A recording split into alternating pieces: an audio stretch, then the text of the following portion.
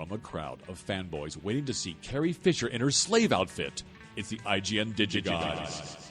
And now, two men who thought The Hangover was a documentary. Wade Major and Mark Kaiser.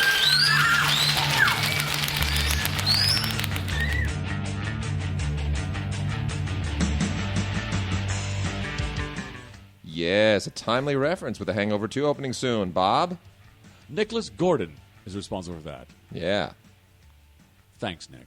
Yeah, Nicholas Gordon has sent us a lot of good ones, so we saved that one for the week of the Hangover 2. You know what? We're good like that. We make sure that the openings are topical. Yes, we try to. We really endeavor to. We were sitting here before the show just thoroughly enjoying more Chuck Norris quotes. Well, there's a Chuck Norris... oh, my God.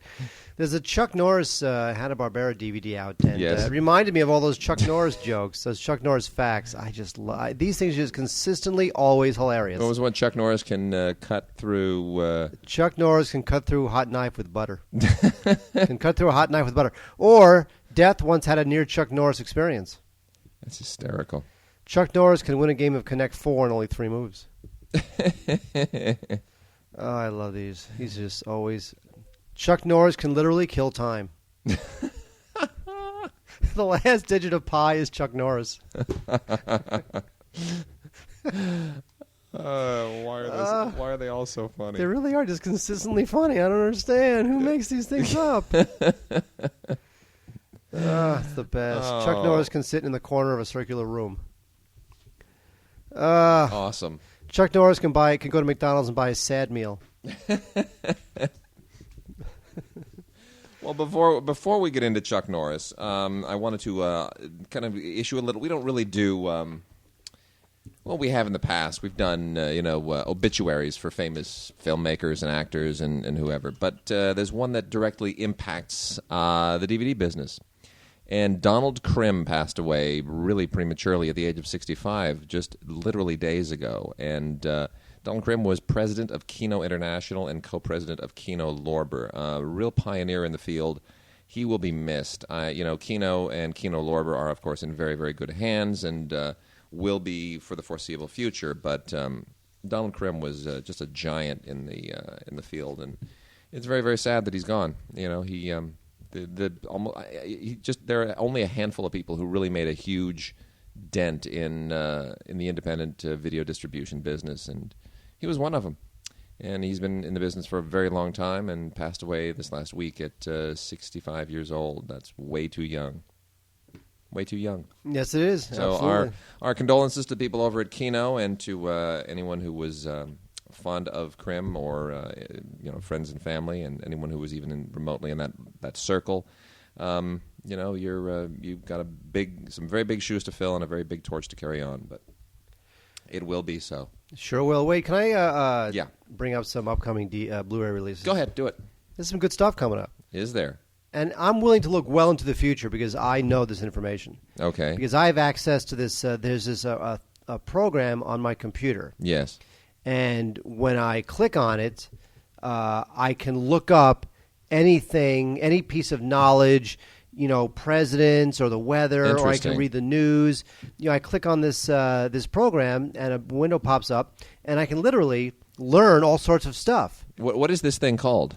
It's the program is called Safari.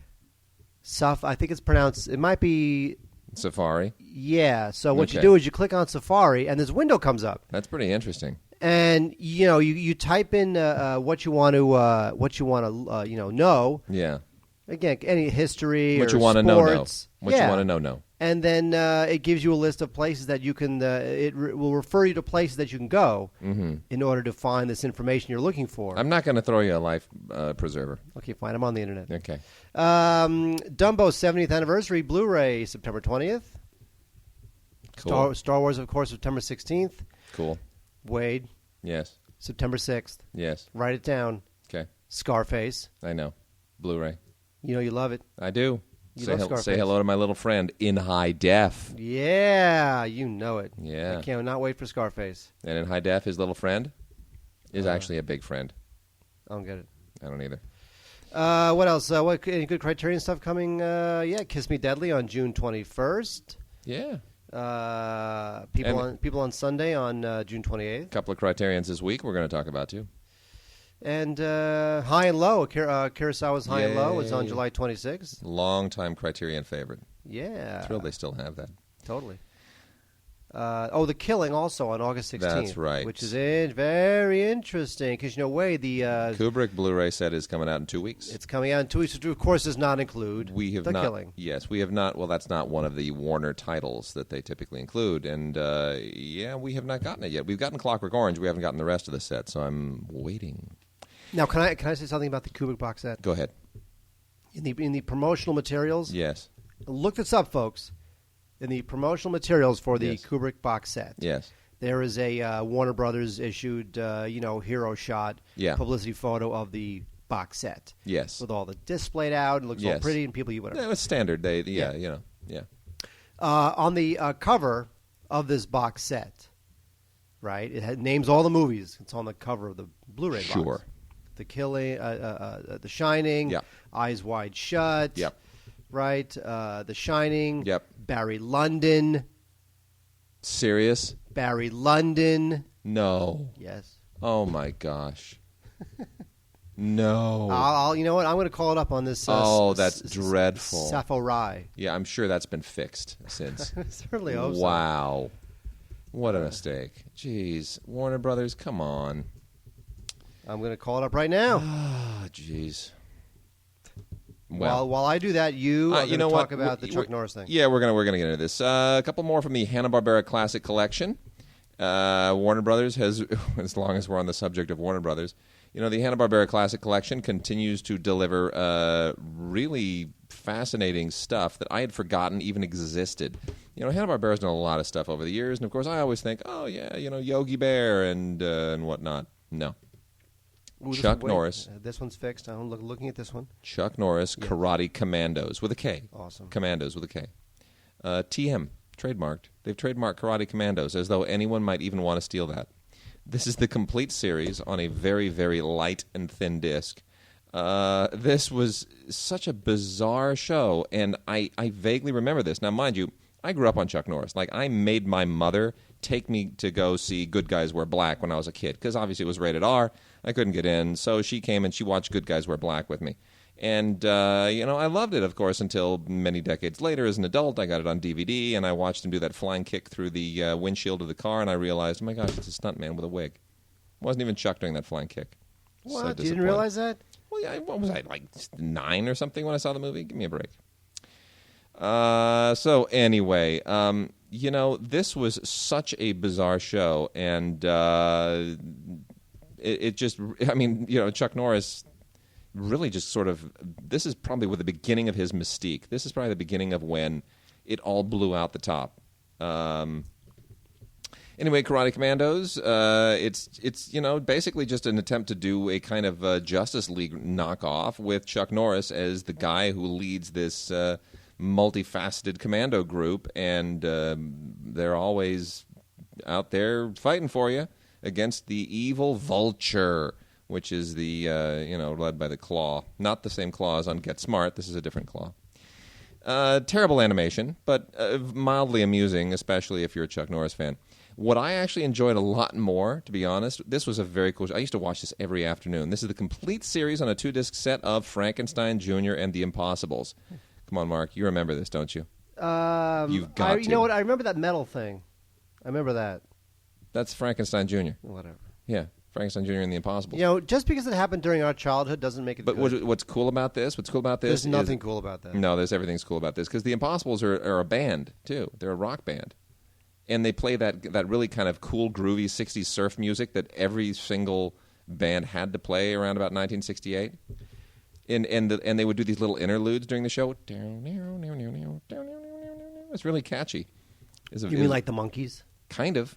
It was very, very catchy. These are the Impossibles. Come on, give it up. They're superheroes, and they're a rock band. You know you love it. No, this was really just an unbelievably cool show. Very charming, an unusual concept, and it's two completely different concepts. But in Frankenstein Jr., who would have imagined you could make that work? Anyway, Love the whole beatnik scene. It was just way too cool. So anyway, you get all 18 episodes here. I never realized there were only 18 episodes. It always seemed like there were, 40 or 50 episodes of this thing. So really a kind of a very cool moment in animation history. Check it out, Frankenstein Jr. and the Impossibles. It's a nice little trip down memory lane. Did you seriously call that a moment in animation history? Yes, I did. Great. Special moment in animation history. We've got a couple here from S'more.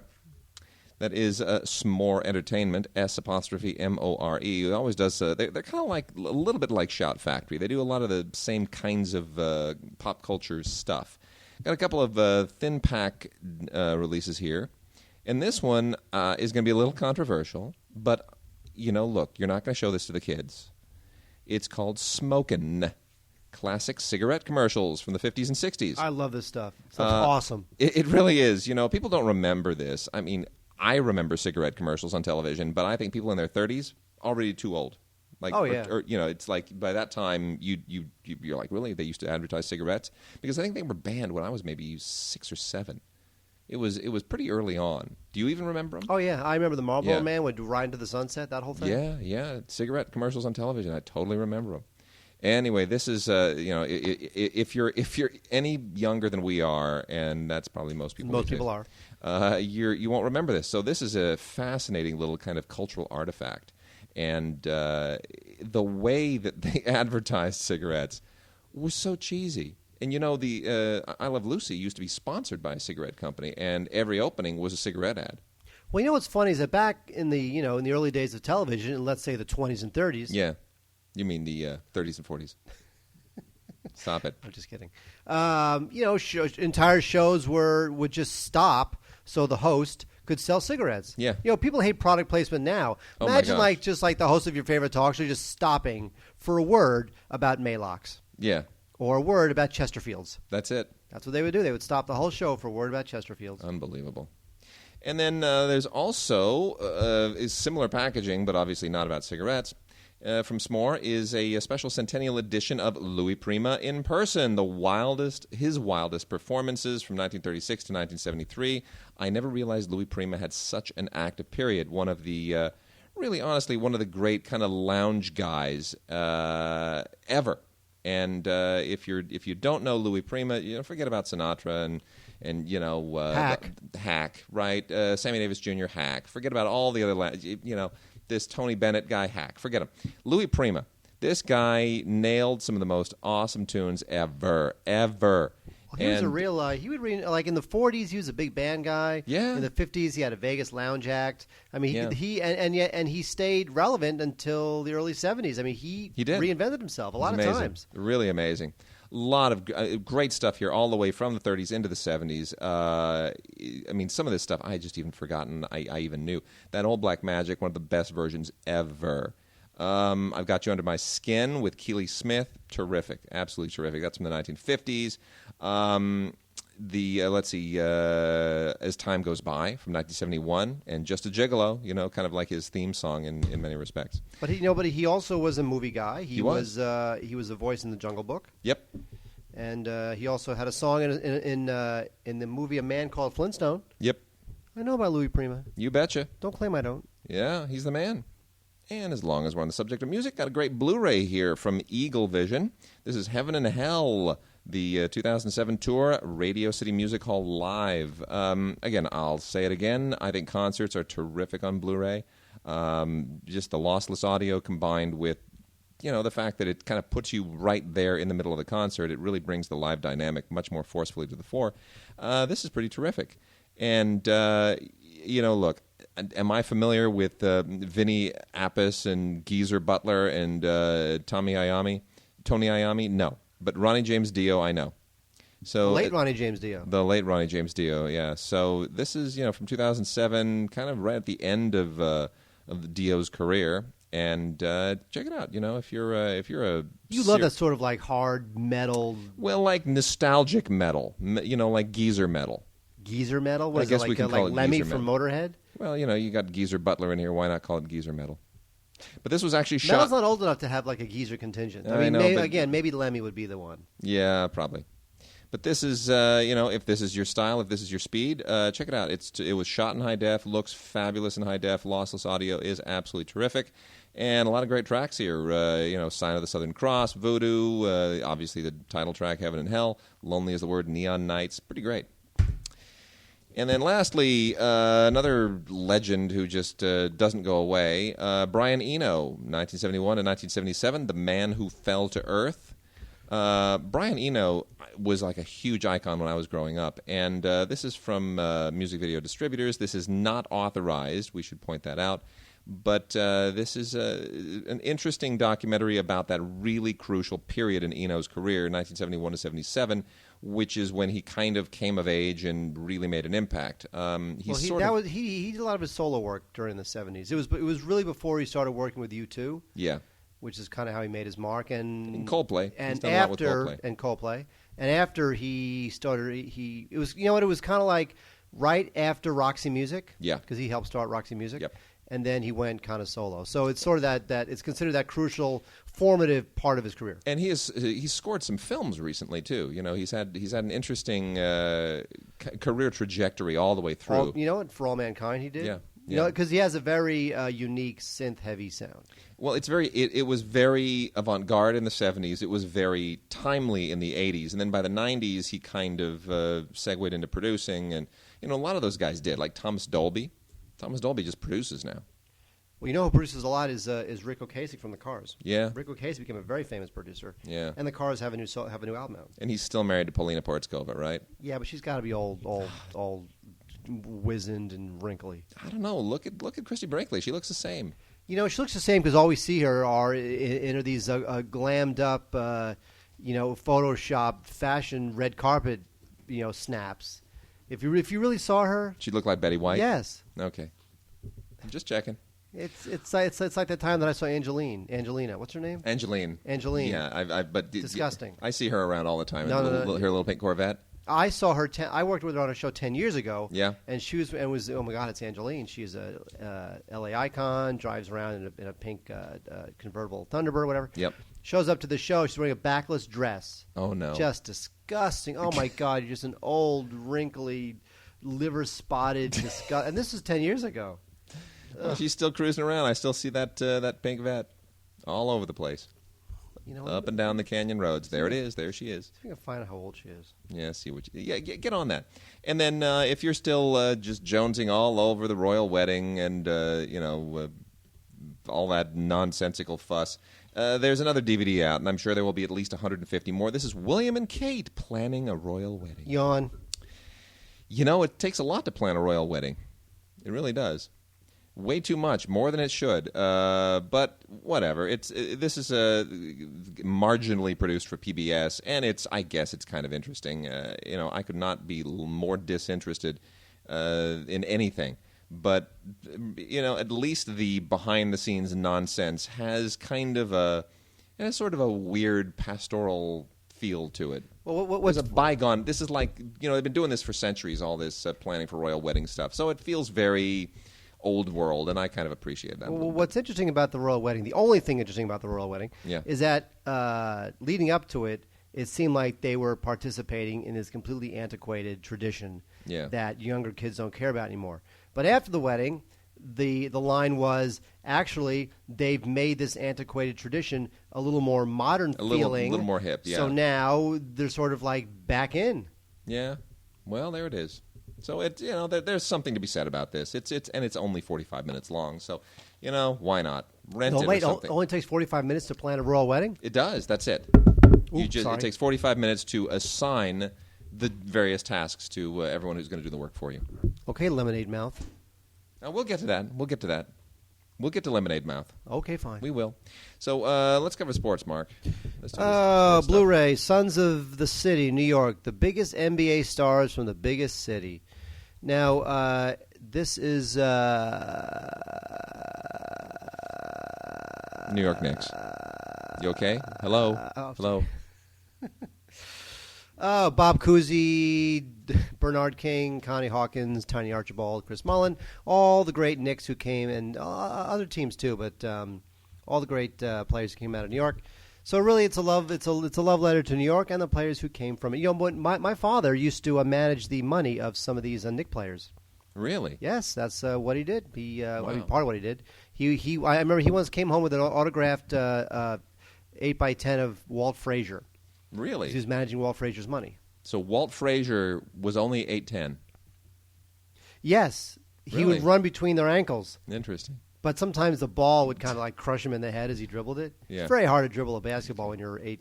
I don't know where that went. Okay, to baseball. I guess if you were 8 foot 10 inches as opposed to 8 inches That'd by be 10 awesome. inches, the size of an 8x10, that would be really cool. Because 8 foot 10 would make him the tallest man who's ever lived.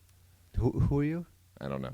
Two baseball DVDs, not Blu-rays, to talk about. Now that my Mets are, sort of a wallowing, and you know what? Here's the thing with the Mets. Apart from the year when they went to the World Series against the Yankees and lost, We won 2 World Series before that. I know, like what, in the 70s? No, in 69 and 86. 86, really? There was a Mets World Series? Yes, that was my formative Game 6, baby. That's interesting. Game 6. Wow. There was literally Game 6 is like legend. There was a movie called Game 6. That was October of 1986. When you say Game 6, you mean one thing. Okay, it's like if you live in Los Angeles and you grew up as an LA Dodger fan. Yeah. Right, through the 70s, 80s, and whatever. And you think to yourself, Kirk Gibson. There's only one thing that comes to mind. What is that? All the coke he did on the clubhouse floor. No. The home run, game 1 of the... Oh, forget it. Okay. You just don't like baseball. Well, 86, I was living in France, and it was all about Germany and Argentina in the World Cup final. I wish I was living in France. Yeah. MLB bloopers doubleheader. This is a DVD cranked out by the good folks at MLB. All these crazy. I think the reason why so many of these Major League Baseball DVDs do well is because baseball does a very good, if not evil, job in making sure that when you post something on YouTube or online that's a clip of a baseball game, they slap that down. The only place to find any decent classic baseball footage is via MLB. Really? That's why I'm so happy there's an MLB Network, which is all I watch. This is all I watch, Wade. I watch the MLB Network, channel 470. Okay. Literally the only network that I know the number of. Yeah. I think CNN might be 432. I'm not sure. And Fox is Fox is probably 411. NBC is probably 404. CBS is 402, and Family Guy. So that's all you watch. MLB Network and Family Guy. Okay. Anyway, MLB has a show called Prime 9, which is a show I like. It's a cool little show where they count down the top 9 something in baseball. And here's a compilation that has 9 of them: the top 9 greatest home runs, top 9 unbreakable feats, top 9 hitting seasons, top 9 best World Series, top 9 plays at the plate. You know, wait, I know what you're saying. What do you? Because I've seen these. Yeah. What is, I believe, the number 1 most unbreakable feat in baseball? Now you're thinking, oh, maybe it's the. I'm going to take a guess, and I'm going to say maybe it's a Barry Bonds home run. Maybe it's Joe DiMaggio's 56. I'm going to say that they are probably the bronze feet of Joe DiMaggio's statue. Those are unbreakable feet. No, that's not true. I know you're trying to be funny. I'm trying. I'm working it. I'm working as best I can. But I saw this one. Okay. If it's what I remember, the number 1 unbreakable baseball feat. Yes. You ready? Yeah. Johnny Vandermeer in 1938. Yeah. He threw 2 consecutive no-hitters. Really? So in order to break it, you'd have to throw 3 consecutive no-hitters. And nobody is throwing 3 consecutive no-hitters. No, that's never going to happen. Right. Wow. There you go.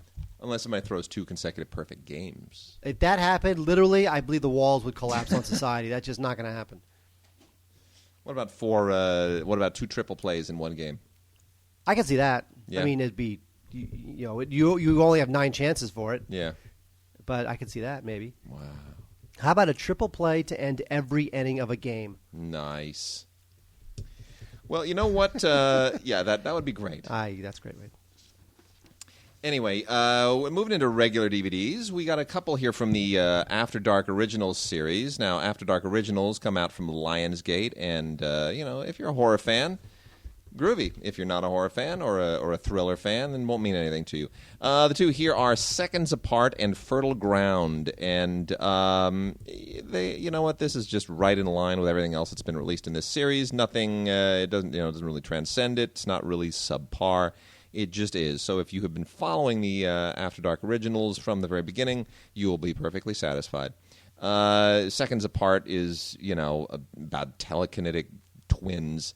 And it's sort of like a Witch Mountain taken to a nastier level, I guess, in a way. Anyway, it's a kid thing, it's teen oriented, and as many of these things are, so why not? And then Fertile Ground is one of those things that sort of puts people into a new location, like Amityville Horror style, and oh my gosh, where are we? What's wrong with this bizarre, psychotic place? What evil lurks in the history of where we've wound up? And it always seems to happen outside the city. You notice that? It's like you go into the hinterlands, into the mountains, into the countryside, and that's where evil lurks. How come also like aliens? Alien sightings are always in some huge expanse of farmland. It's like, the funniest comment on that ever was when I did the junket years ago for Independence Day. And Roland Emmerich, and it was so much funny of his accent, because, Roland Emmerich has a bit of a German accent. Just it's not too thick.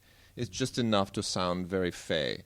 And he was saying, people asked him, they said, do you believe in UFOs? And he said, no, not really. I mean, I like science fiction movies. I like to make science fiction movies, but I don't see those UFOs. I mean, every time you hear about a UFO visiting the Earth, they always go out in the middle of nowhere and visit like a hillbilly with no teeth, and you just think, why? And I thought that was hysterical. It was so funny. They visit a hillbilly with 2 teeth, and you just think, why? Like, they come to all this way to this planet. Why would you go visit those people? Should be pretty clear. They're not the top of the gene pool. They're not? Not really. Okay. Unless their name's Gene. Their name could be Gene Pool. That would be great. Right now, I'm going to look this up. Look that up, Mark. See if there's somebody named Gene Pool. Gene Poole. And use all spellings of Gene. Gene, Jean, Jean. There's a lot of them. One in Atlanta, Eugene. Well, he calls himself Eugene Poole. Yeah, Minneapolis, Atlanta. Gene Poole is a project manager and director of business development. Write us at gods@digigods.com. Tell us if you know someone named Gene Poole. If your name is Gene Poole. Seattle. Talk to it. Tuscaloosa. What were your parents thinking or not thinking? Phoenix, Baltimore. There's a lot of them. There you go. Fresno. All right. Unbelievable. All right, so Wade. More new movies. What are we doing? More new movies. Okay. Well, actually, a couple of other little compilation deals here. These are a couple of double feature bits coming to us from Shout Factory. We love the people at Shout Factory. Another action-packed double feature, including a couple of old sort of B movies. There's Moving Violation, with a lot of people that you're not going to recognize their names, except possibly for Kay Lenz. We love Kay Lenz, and Eddie Albert is in this, and Will Geer. Remember Will Geer, Grandpa on the Waltons? Will Geer of Theatricum Botanicum. You ever been there? You know where it is, right? Oh, my gosh. Will Geer lived in Topanga Canyon here in Los Angeles, and he established the Theatricum Botanicum, which is kind of it's in the middle of Topanga. It's a very hippie kind of, retro thing, but they do Shakespeare, and it's a little outdoor amphitheater deal right in the canyon. It's Is nice. it like hippie Shakespeare? Kind of hippie Shakespeare. It's like to be or not to be, man. To toke or not to toke. Dude.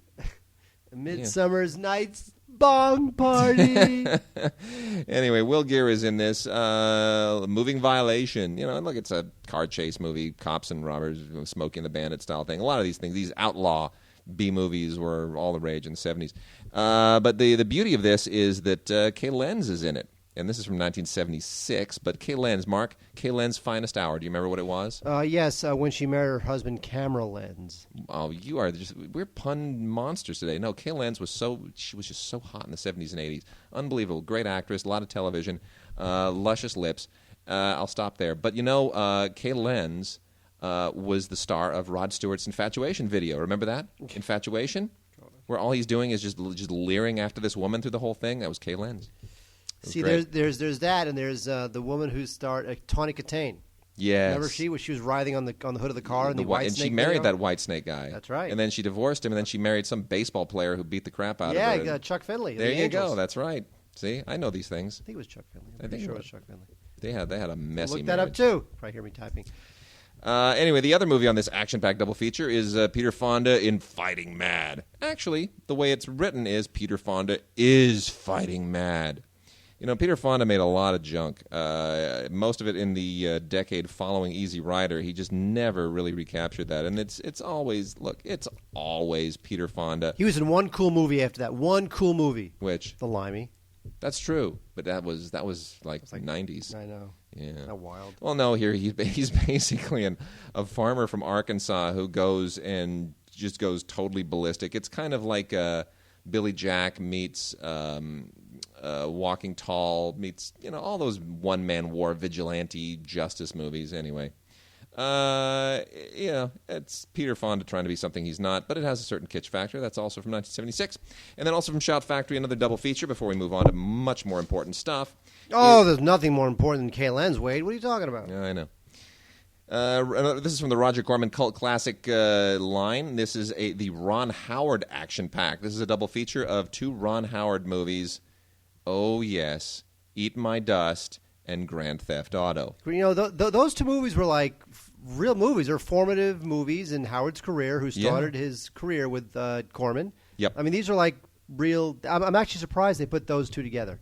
Well, the reason being that they're from the kind of the same general era, and frankly, they were both New World productions with Roger Corman producing. That's why. But they probably could have, definitely with Grand Theft Auto, they could have released it as single discs. Well, they could have. Grand Theft Auto, it was, of course, directed by Ron Howard. It was his directing debut right out of USC Film School. He, of course, had been a child star before that. And then Eat My Dust was not directed by Howard. It just starred Ron Howard, and it was directed by Charles B. Griffith, who had been previously a big writer for a lot of Corman stuff. He'd written a lot of great Corman films.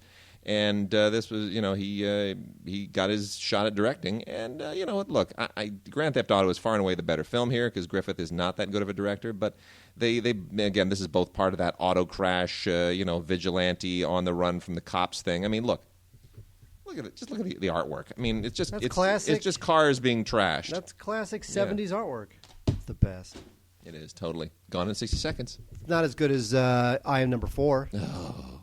I Am Number 4 from, this is from Michael Bay, which tells you all you need to know.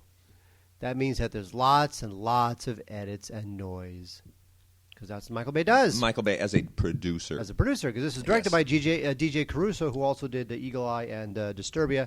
Eagle Eye's got to be one of the worst films I've ever seen in my life. It is just, I think about that, and it's just so stupid. Did we see that together? Yeah, it was just stupid. It's just Shia LaBeouf running from a whole series of outlandish things that are all being orchestrated by some psychotic supercomputer. It's like somebody said, hey, you know what, 2001, Hal was pretty menacing, but what if Hal could just, control everything? What if Hal was God? Let's make that movie. It really is true. It's like, seriously? Come on. It really frees the writers up to do whatever they want because literally this computer can do any effing thing it wants. Anything it wanted. What that has to do with I Am Number 4? Nothing. We just rather talk about that than I Am 4. This was supposed to be the start of a franchise, but it turns out it was the start and the end of the franchise all in the same film because Alex Pettyfer, who I guess is being positioned as the new hot, young, handsome thing, but hasn't really taken off yet. Alex Pettyfer is this guy. Alex Pedophile? Alex Pedophile? Oh, yes. How dare you. Fugitive, he's on the run, and these faceless, ruthless people trying to kill him. And he moves from town to town with his protector, played by Timothy Olyphant. And there you go. The 3 before him were killed, murdered, assassinated, and he is number 4. This is Blu-ray, DVD, digital copy. Deleted scenes, a whole bunch of crap you won't care about because you will never rent this movie. Lame. People didn't hate Romeo and Juliet. This is a 4-pack, Wade. 4 ways to watch this thing. You ready? DVD, Never readier. DVD. Mm-hmm. Digital copy. Okay. Blu-ray. Yes. 3D Blu-ray. Okay, so what you're telling me is I wake up in the morning and my first thought is, oh my gosh, I got such a Jones for Romeo and Juliet. I got to watch Romeo and Juliet. I'm going through withdrawals. I haven't seen it since I saw it in the theater, but I only have my computer with me. Thank God. I have a digital copy. And then middle of the day, I'm in the car. I can't watch it on my computer, but I have a DVD player in the car, and I can kind of lean back into the back seat and watch the DVD player that would normally be intended for the kids, even though I don't have any kids and I don't have a DVD player in the car. But for the purposes of argumentation, let's just say I do, and I'd be able to then watch it on the DVD. And then I get home and I'm like, oh my gosh, I gotta watch it on Blu-ray. But I gotta cook, so I can't wear 3D glasses because then I'll burn myself if I'm trying to cook while I'm wearing 3D glasses. So I can put it on the Blu-ray player, and then at night when I'm kicking back and I want to watch it again for the 4th time in a day, then I can actually put it in the 3D Blu-ray player and I can put on the glasses and enjoy it in 3D just as I enjoyed it in the theater. And then I've gotten all my Romeo and Juliet fixes in one. Is that what you're telling me? Well, because the thing is that the movie's only an hour and a half, so you have an opportunity to watch it that many times. Well, that's 6 day. hours, yeah. That's important. That's very good. This movie's not that bad, although, last night I cultivated a theory. Yes. Actually, this theory was not about Romeo and Juliet. This theory came about, it sprung from a conversation about Thor. Someone says to me, how is Thor? I said, it's pretty good. It's not bad. I'm surprised. And then I realized that there are now 2 grading systems. Mm-hmm. There are 2 grading systems that both require massive curves. One is the American Studio curve, and the other is the normal movie curve. Right. On the American Studio curve grading system, Thor's pretty good. It is. On the regular movie that should be good curve, not very good. Okay. So there's the American Studio curve. Yeah. The American Studio grading system, which is basically very, very lax. Where our expectations are just so low that if something just flat out doesn't suck, we go, wow, I'm amazed. Yes. Yeah. And then there's like the regular everyday grading system where you grade like real movies. Yeah, I agree with that. I agree with that. Sure. So Romeo, where does Romeo fall on that? It's on the it very poorly on the regular grading system, but not bad on the American Studio grading system. I got to tell you, this always had the hint to me of a movie where they thought of the title before they actually knew what they were going to make the movie about. Oh, I disagree. Okay. This sprung from this was creative genius in action. It is. Of course it is. Well, you know what? Nice little testicular 3D action there on the packaging. That's nice. All right. Also from Disney is Lemonade Mouth. I know what you're thinking. Lemonade Mouth? Well, there's not 4 discs. It's just a DVD and a digital copy.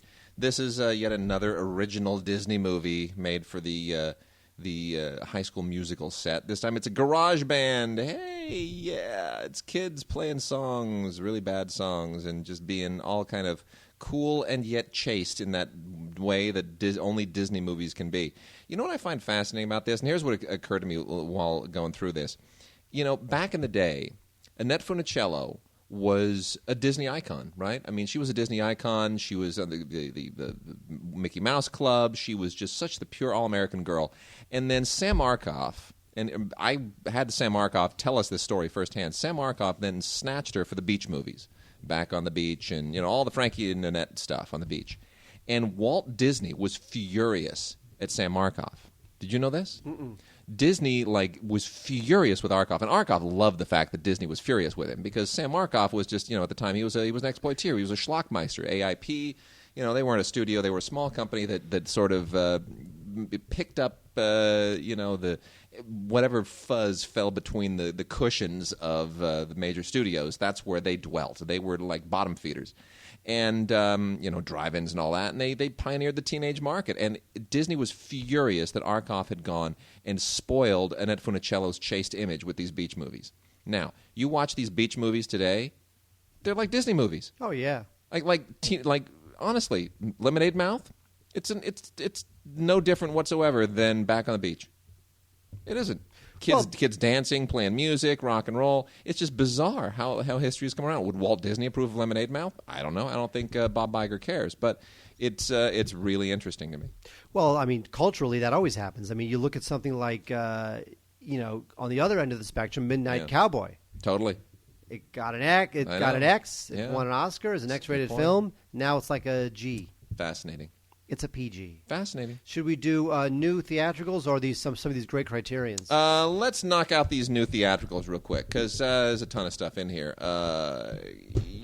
Rules of Attraction, not as horrible as I expected it to be. This is unrated, not that it makes any difference whatsoever. But Rules of Attraction was kind of a big deal at the time, written and directed by Roger Avery, who was going to go to the wall with all kinds of explicit stuff in this movie. And this is now out on Blu-ray. It was made in 2002.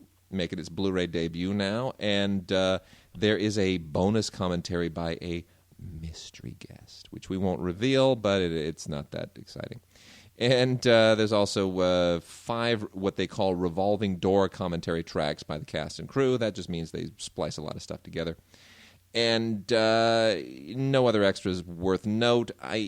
Look, Bret Easton Ellis wrote the novel. As you know, he also wrote American Psycho, which was also a controversial film. This is not nearly as controversial. Decent performances in it from the likes of Kate Bosworth and Jessica Biel, and that's about it. But really, is it as much of a big deal as everybody makes it out to be? Not really. Roger Avery is an interesting guy. I won't tell my Roger Avery story in detail. I'll just say... Thank God. When I did interview him after killing Zoe, I found out all I needed to know, which was that I asked him one question, and half an hour later, the interview ended, and he finished answering that first question. I've never been so exhausted in my life, and I thought to myself, now I can see how this guy and Quentin Tarantino became friends and had a falling out, and I can also see how I would never have wanted to get near any video store at which they both worked. It would have just worn me out. The 2 manic personalities, 2 incredibly manic personalities. Anyway. Oh, Wade, there was a movie in the 70s starring Charles Bronson called The Mechanic, and it was kind of a B movie, but it had these kind of existential leanings, which I thought was kind of interesting, especially for a movie of that type starring Charles Bronson. Yeah. Somebody liked that movie enough to remake it and pretty much take out all the existential leanings and just make it into a typical action thriller piece of junk directed by Simon West and starring Jason Statham and Ben Foster, and we all love Ben Foster. I'm not a big Jason Statham fan. I think the guy, in all of his movies, he just walks around and scowls, and that's kind of what he does. He plays a hitman whose new student is the son of someone he just assassinated, and so there's very much some tension there as Jason Statham knows the truth. Ben Foster doesn't know the truth. Who's going to get who first? But in the end, it's just a very fairly typical. And here's the thing with these movies: after a while, they all start losing all semblance of logic. Yeah. The whole idea with The Mechanic, this Statham character, Arthur Bishop, is that he can take out anybody stealthily. Don't even know he's there. Mm. He's there, then he's not, and you're dead. Jeez. And yet, 75 minutes into the movie, he's running down the middle of the street with an automatic assault weapon, blowing people's cars up and just emptying their clips into their heads in the middle of the street. So you're saying the development process in terms of this movie was successful? Yes. Okay. Still Waiting is a direct-to-DVD sequel to a film I hated called Waiting, which is about waiters. And this one stars Andy Milonakis, who's still trying to grab a couple of seconds of fame from his work on TV, and Adam Carolla, who I think Adam Carolla is really hilarious. Unfortunately, it stars John Michael Higgins, who's a really funny character actor from the Christopher Guest School, and it's a movie about guys who wait tables. It's terrible. Goodbye. Okay. You know, this is what really kind of depresses me, is that you see a film with a cast like the one in Burning Palms, which is out on Blu-ray from Image, and you go, why did this not get any kind of proper theatrical release? I mean, this is with a cast like this, 20 years ago, you would have been able to really do a good, solid platform release to theaters. This thing, nothing. I mean, seriously. You've got Rosamund Pike, Dylan McDermott, Nick Stahl, Shannon Doherty, Lake Bell, Zoe Saldana, who's made 2 huge films in just in 1 year between Star Trek and Avatar. I mean, why would you not have been able to just get a little something out of this? This was made last year, 2010. Come on, because there's there's no market for a movie like that. It doesn't cost $150 million. I know, but it's not a $10 million horror film about a camcorder in a bedroom. Terrible. Well, anyway, written and directed by Christopher Landon, who's got some chops, and it's kind of like another variation on Crash. You know, all these interlocking stories set in Los Angeles, although this time it's a little more tweaked. These aren't just accessible people. These are people with some very strange problems and some really kind of sometimes disturbing inclinations. But you know what? It's a decent film. It's well made, well directed, well written, and it should have gotten a better release. So go out and check out Burning Palms. It's interesting. The tagline here is 5 stories that will mess you up for life. Number 4. 5-4. Get it? I don't know. Whatever. And then Anton Chekhov's The Duel is on Blu-ray. This is a very, very solid adaptation of Chekhov. Now, Chekhov doesn't transition to film in the most commercial way these days, but this one is actually quite solid. This was kind of a big deal, a couple of years ago? Was this 2009, 2008? It was. In fact, I remember getting the screener for this, the Academy screener, and never watching it. No, it's good. It's actually really good. I mean, again, you have to like Chekhov, and you have to like the I like Sulu more. Oh, I knew I was going to get that. Yeah. But no, it's a very nice adaptation of a very difficult piece by Chekhov, and I think it's quite successful. So, bravo to director Dover Kosashvili. A good Georgian name that I'm not going to be able to ever pronounce correctly, but very nicely photographed. Solid all around. So I would make this a recommendation for people who like sophisticated quality films. Wait, there's so many good Blu-rays coming out. We got to. There's a couple of Criterion. Knock out. Let's. What? This great stuff. Chaplin, Steve McQueen. Okay. Fine. Look, Rachel Bilson and Tom Sturridge star in Waiting for Forever. A dreadful, horrible. This came out just not too long ago. Isn't this just from this year? Isn't this January? Yes. Jeez. It was directed by James Keach. One of the Keach brothers. Wow. And it's terrible. It's about a girl who does something, they fall in love, and at the end they hug and goodbye. All right. Here we go. This is Pick of the Week. Pick of the Week, far and away. Criterion has released The Great Dictator, the amazing Charles Chaplin classic on Blu-ray. The Great Dictator, previously available from Warner Brothers. This somehow winds up on Criterion. I don't know how. Marin Karmitz is a French producer. I don't want to dwell too much on this. Marin Karmitz is a French producer. He's made a lot of great movies. His company is MK2, which includes his initials. I don't know why it has a 2 in there. But they have the rights to all the Chaplin films. Somehow they got the Chaplin films. And they licensed them to Warner Brothers some years ago for that mega pack. I would have thought that license would have held. Warner Brothers should have been able to release a master Blu-ray collection of the Chaplin films like they're doing with the Kubrick films. But somehow it got pulled, and through Janus Films, who somehow has a leg in it, they wind up now on Criterion. And I'm not complaining because this is fantastic.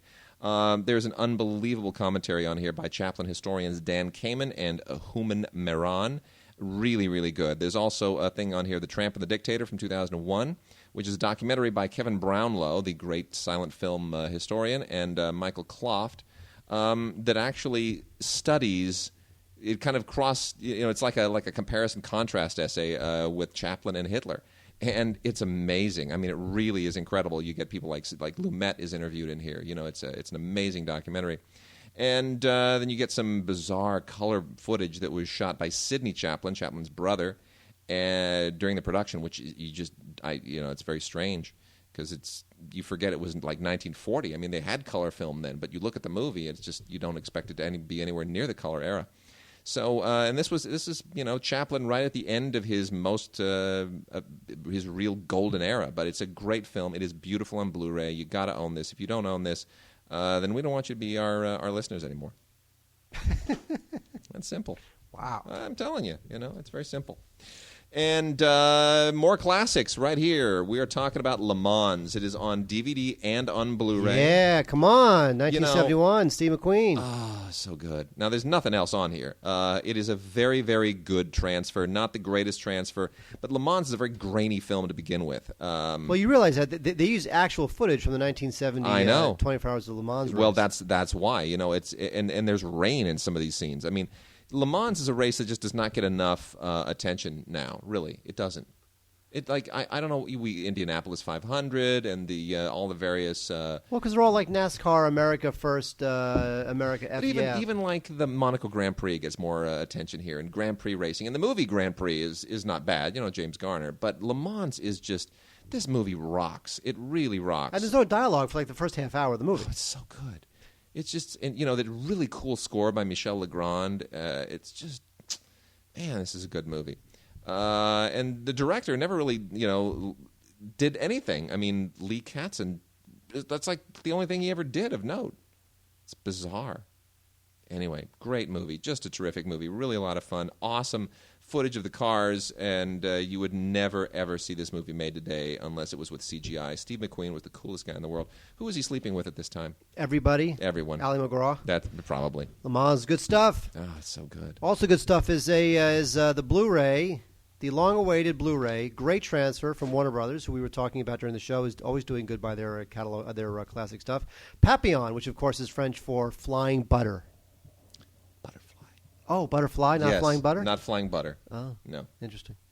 Steve McQueen and Dustin Hoffman. Steve McQueen plays a guy who wants to escape from Devil's Island because you know what? It's a place to escape from. Mm-hmm. And when you talk about directors who direct a lot of great films but don't really get that sort of cred, Franklin Schaffner. Yep. I mean, look at this guy. You got your basic Planet of the Apes. I know. You got your basic Patton. I know. Got your basic Papillon. Yeah. And yet, He's the best. Who's Franklin J. Schaffner? No one knows. Well, he won an Oscar for Patton. Yes, he did. We got a couple of monsters here. Now, this is... Wait you got to say nice things about Papillon. You love this movie. It's got a book and everything. Well, Papillon's it's look. I mean, what can you say? It's just beautifully shot, tremendous music, Jerry Goldsmith, right? It's one of those great Jerry Goldsmith scores. Yeah. Yeah, it's beautiful. Beautiful thing. Another Steve McQueen classic. And Dustin Hoffman in one of his weirder roles. Oh. He's kind of creepy. Hoffman is I think... This was like his golden era, too. There's something very modern about Hoffman, however, because you think of him with like Tootsie and whatever, but there's something very chameleonic about Hoffman when he wants to be. Ratso Rizzo, Papillon. Hoffman had about a 15, 16-year stretch where he was the man. He was just unbelievably the man. And it starts with The Graduate, and it goes right through Midnight Cowboy and things like Papillon and all the way into into stuff like Kramer and Tootsie into the early 80s.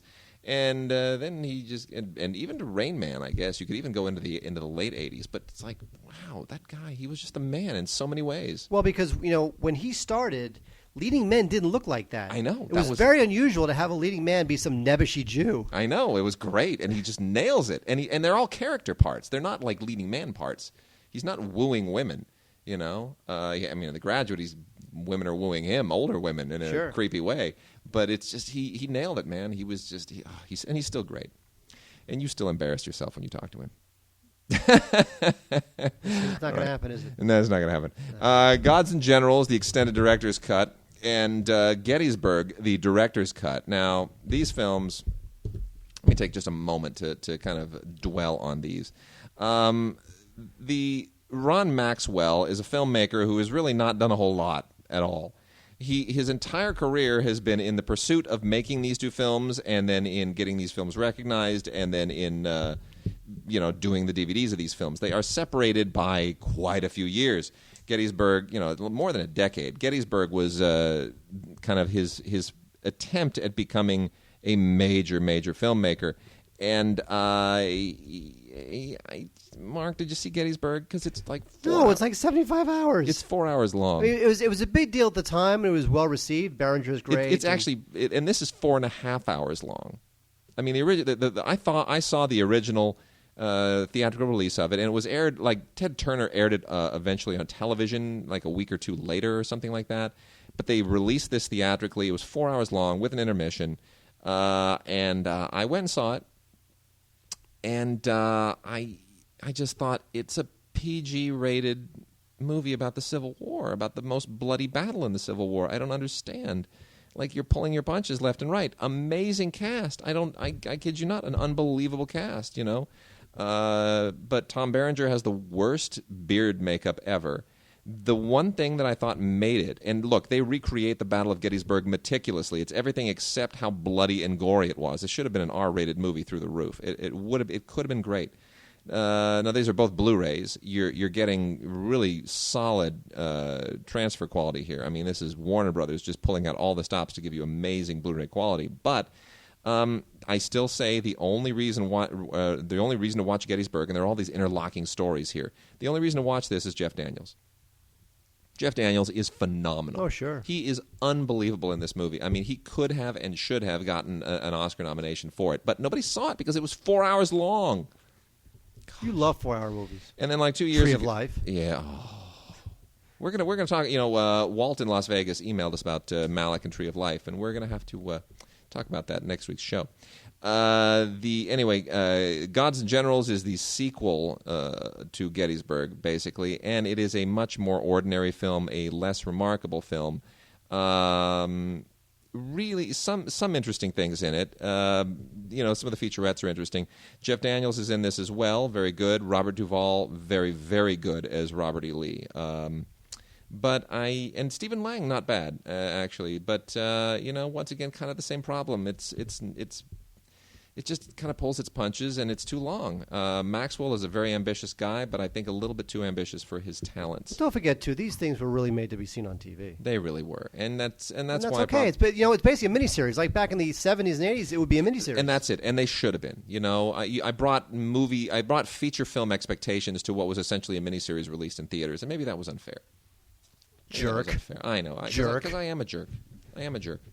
We'll get to TV here in a second, but before we do, I want to make mention of a quartet of films from MGM and 20th Century Fox. Now, these are MGM titles released by 20th Century Fox as part of their MO, MO, made to burn, made to order, whatever. It's the same thing that the Warner Archive stuff does, where you basically order it off the website, and it's a DVD-R packaged like a regular DVD.